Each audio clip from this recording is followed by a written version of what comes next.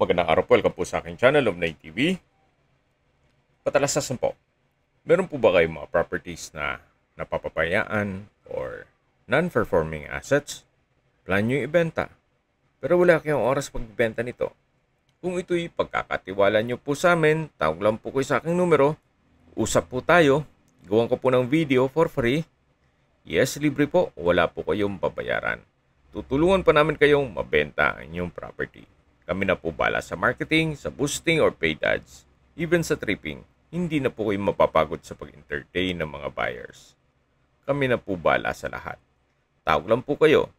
Nandito po tayo ngayon sa Camellia dos Rios subdivision, kung saan ito po ay isang exclusive subdivision na kompleto po ang amenities gaya ng clubhouse, function hall, parks and playgrounds, basketball court, swimming pool, at marami pa pong iba.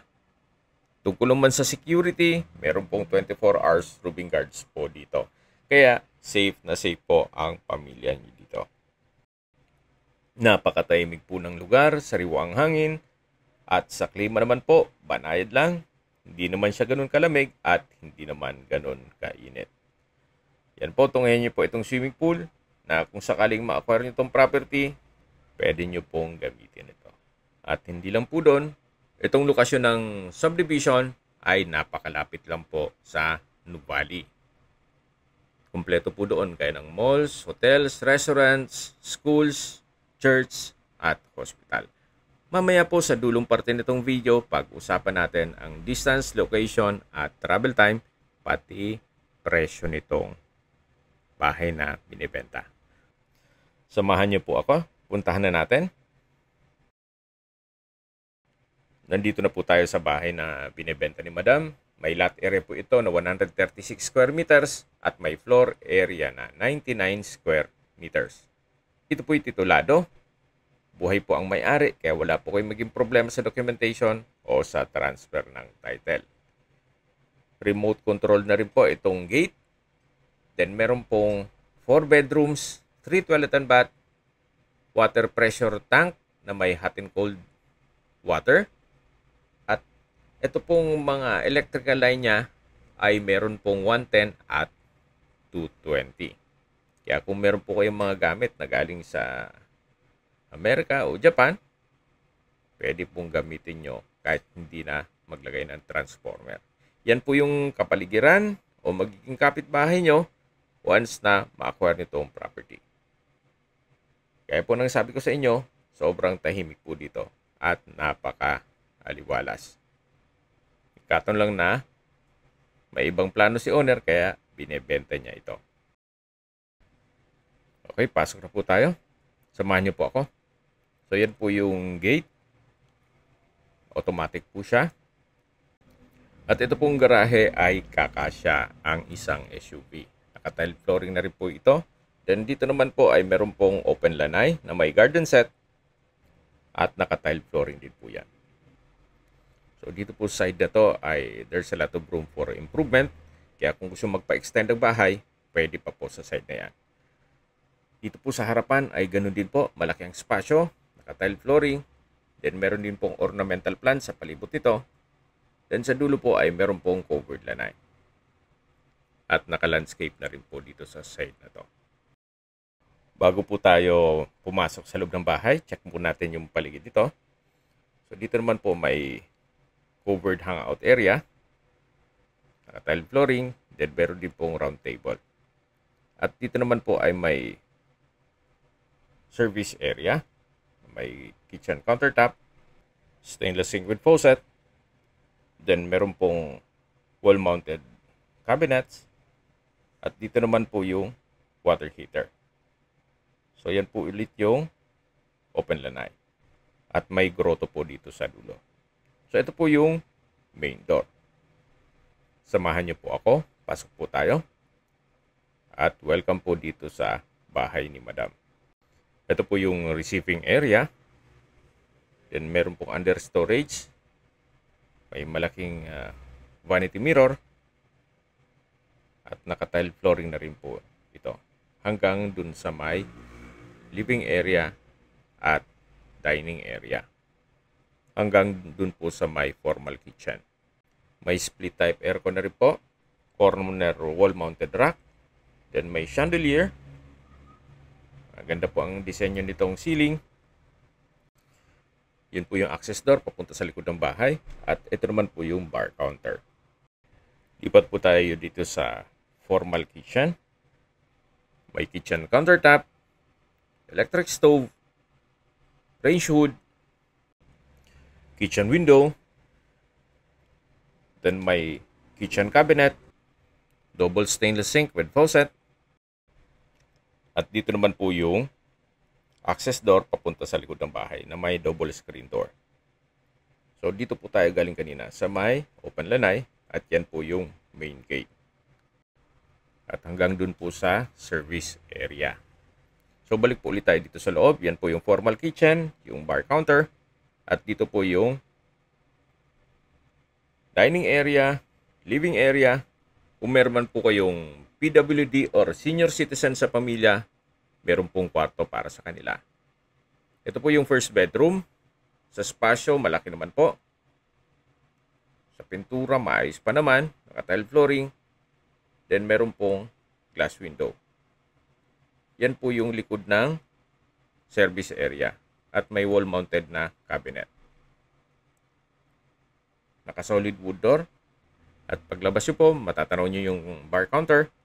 At meron pong toilet and bath dito na katabi lang nitong first bedroom. Maayos naman ang toilet fixtures. May water closet with bidet, bathroom sink, shower enclosure, at from floor to ceiling po itong tile bathroom wall. Yan po yung overhead shower. Okay, labas na po tayo para check natin yung ibang parte nitong bahay. So yan po ulit yung dining, yung living area, at yung main door. Akit na po tayo dito sa stairs na kung saan ito'y naka-wooden staircase, wooden handrail, at railing. So maayos naman po ang steps. Hindi po ay mahirapan. Kasi meron pong hagdan na parang hirap na hirap tayong pumanik. So nandito na po tayo sa second floor. Ito po yung hallway. At yan po yung mga kwarto. Bago tayo pumasok dyan, check muna natin itong common toilet and bath. Naka-solid wood door, may bathroom countertop, water closet with bidet, vanity mirror, shower enclosure, then from floor to ceiling po itong tile bathroom wall. Meron din pong bathroom window. At centralized po ang hot and cold shower. So yun po yung hagdan kung saan tayo pumanik kanina.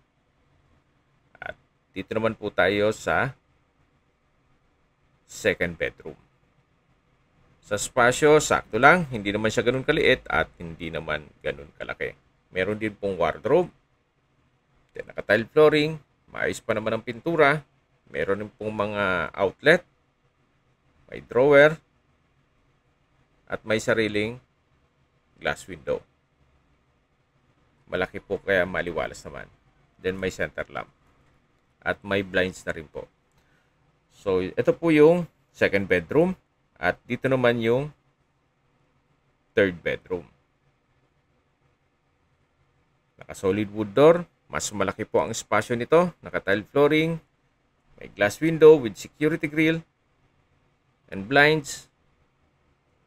May split type aircon. Center lamp. May mga outlet. At may wardrobe.